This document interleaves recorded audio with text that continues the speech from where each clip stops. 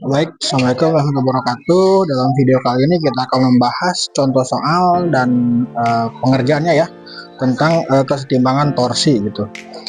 Pada contoh soal kali ini kita yang gampang dulu, yaitu yang beban atau massa dari sistemnya itu diabaikan ya. Nah, kita langsung saja baca soalnya dulu. Nah, di sini kita sebuah batang sepanjang 10 meter gitu kan ya, dengan massanya diabaikan. Nah, memiliki 6 artikulasi. Ada titik A, B, C, D, E, dan F. Nah, berjarak sama yaitu 2 meter. Nah, ini berarti 2 meter semua gitu kan ya, seperti pada gambar ini.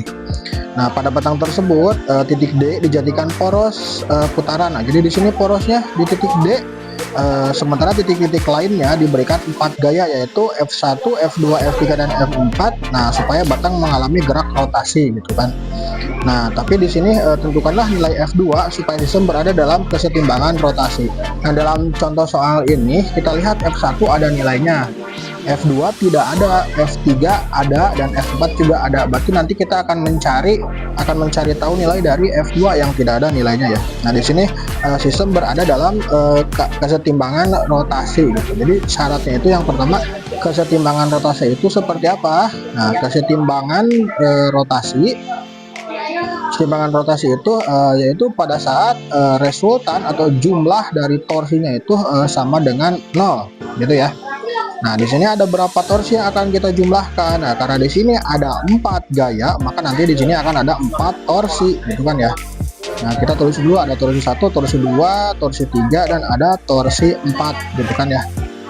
Nah, nanti 4 torsi ini kita akan jumlahkan. Ini jumlahnya itu harus sama dengan 0. Tuh. Ngomong-ngomong torsi, masih ingat rumusnya? Nah, torsi itu rumusnya itu gimana? R ya, lengan gaya dikalikan dengan gayanya dikalikan dengan sinus dari sudut apitnya, sudut apit antara gaya dan lengan gaya ya. Kita langsung aja ke torsi yang pertama ya. Nah, di sini torsi yang pertama yang dihasilkan oleh F1 gitu. Nah, ngomong-ngomong torsi, berarti kan kita ada arah putarannya tuh. Nah, si F1 arah putarannya kemana? Nah, karena kita porosnya di titik D, nah porosnya di sini di D gitu kan. Nah, sementara gaya F1-nya itu kemana? Ke arah bawah, maka putarannya itu akan jadi seperti ini terlihatnya. Nah, gitu ya. Nah, putaran seperti ini pertanyaannya itu apakah searah jam atau berlawanan arah jam? Nah, arah putaran yang seperti ini berarti ini arahnya berlawanan arah jam ya. Torsi satu yang diakibatkan oleh F1 nanti arah putarannya itu akan berlawanan arah jam gitu ya. Nah, masukin R-nya berapa jaraknya atau panjang lengannya dari F1 ke poros itu kan 2 ya. 2 jadi berapa? 6 ya, 6 meter. Karena ini sudah meter jadi nggak usah diubah lagi. 6 meter dikalikan F berapa gayanya? Gayanya di sini ada 10 Newton dan di sini sin tetanya. Nah, sudutnya F1 dan dengan gaya di sini kebetulan karena lurus ke bawah atau tegak lurus, sudutnya itu 90 derajat. Nah, sin dari 90 derajat kita semua sama-sama tahu nilainya adalah 1 ya. Berarti ini nilai dari sin tetanya itu sama dengan 1, gitu kan ya. Nah, sekarang kita hitung aja hasilnya. 6 kali 10 itu kan berarti 60 ya, 60. Nah, tapi karena berlawanan arah jam, jadi ini negatif 60. Satuannya Newton meter. Ya, itu untuk torsi dari gaya yang pertama. Kita lanjutkan untuk torsi dari gaya yang kedua. Ya. Nah, kita cek dulu arah putarannya.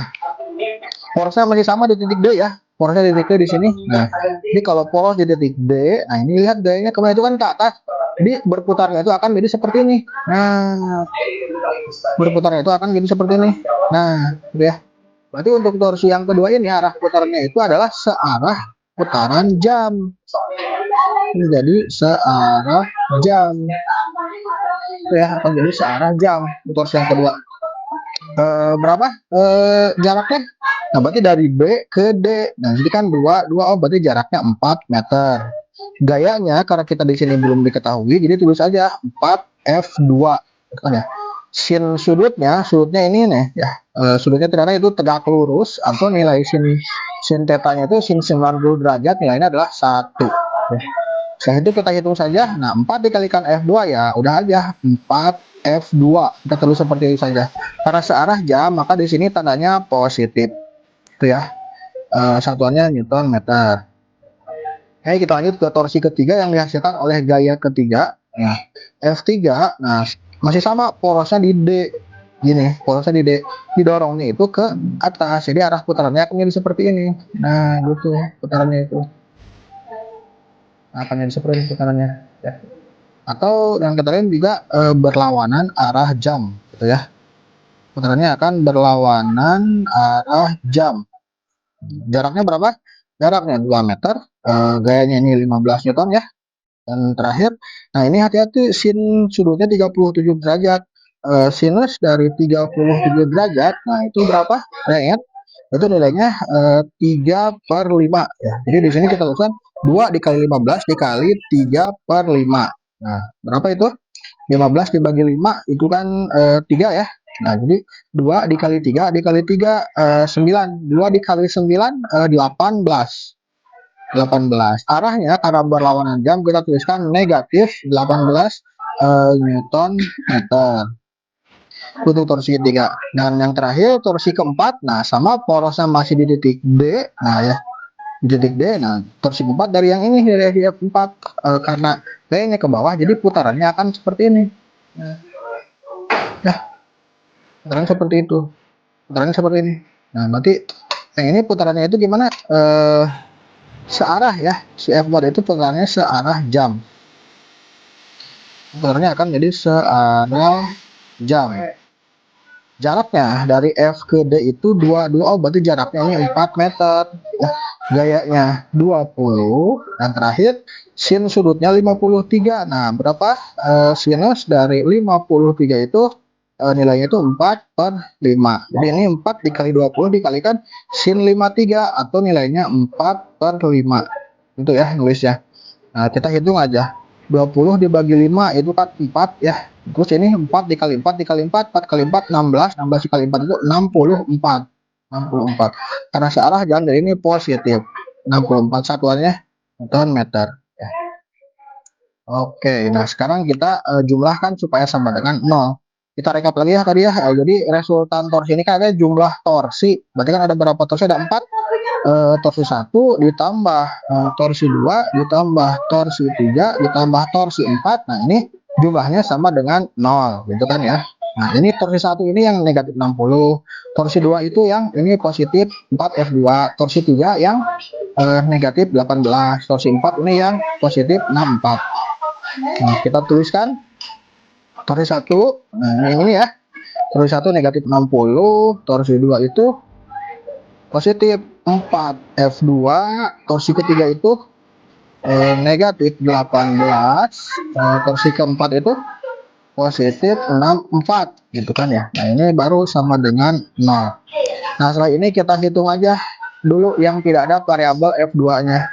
Jadi kita tulis dulu ya, ini 4 F2.